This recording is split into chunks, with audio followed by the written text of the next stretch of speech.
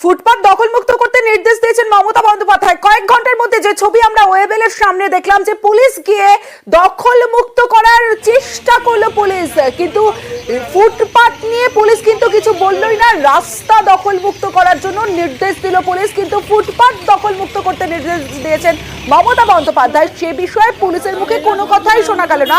রাস্তা দখলমুক্ত করতে হবে এমনটাই জানালো পুলিশের প্রশাসনের তরফ থেকে, যারা গিয়েছিলেন দখলমুক্ত করার চেষ্টা করতে। কেন না, কোথায় কার আছে আপনাদের? এই দোকানটা কালকের মধ্যে ঠিক করে একদম পেছন দিকে নিয়ে চলে যাবেন, রাস্তার মধ্যে কিছু বেরিয়ে না থাকে। আমরা থানা থেকে এসেছি, বলে গেলাম আপনাকে। রাস্তায় যে রাস্তার মধ্যে দাঁড়িয়ে করে নিয়ে আসছেন দোকান, আপনি রাস্তায় থাকবে না, রাস্তায় কিচ্ছু থাকবে না। শুধু আপনি না, গোটা সেক্টর 5 ধরে রাস্তা কিচ্ছু থাকবে সব। হ্যাঁ, রাস্তায় ফুটপাথ ছেড়ে কত আপনার সরাবেন, এগুলো ফুটপাথে থাকবে না কিছু, বলে দিচ্ছি।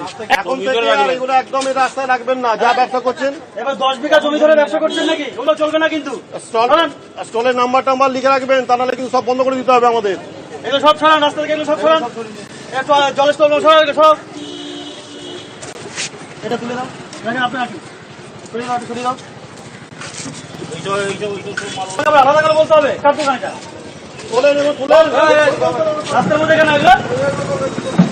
মমতা বন্দ্যোপাধ্যায় তিনি বলছেন যে ফুটপাত দখলমুক্ত করতে হবে, সেই নির্দেশ দিয়েছেন মমতা বন্দ্যোপাধ্যায়। কিন্তু পুলিশ প্রশাসন আজ ওয়েবেল সেক্টর 5 এর বিভিন্ন জায়গায় তারা ঘুরলেন, কিন্তু তারা নির্দেশ দিলেন রাস্তা পরিষ্কার করতে হবে। প্রত্যেককে নির্দেশ পুলিশের তরফ থেকে সল্টলেক সেক্টর 5 এ রাস্তা পরিষ্কার করার জন্য।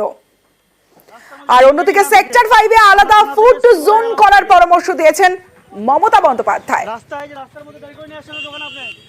আমি পরশুদিন আসছিলাম ওয়েবেলের কাছ দিয়ে, দেখলাম কত দোকান বসে গেছে, সব আউটসাইডার কিনে খাচ্ছে, বাড়ির সামনে পাচ্ছে, এটা ভালো, কিন্তু দেখতে কি ভালো লাগছে? ডার্টি করে রেখে দিয়েছে জায়গাটা।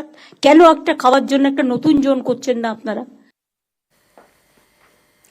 শিলিগুড়ির মেয়র গৌতম দেবকেও তীব্র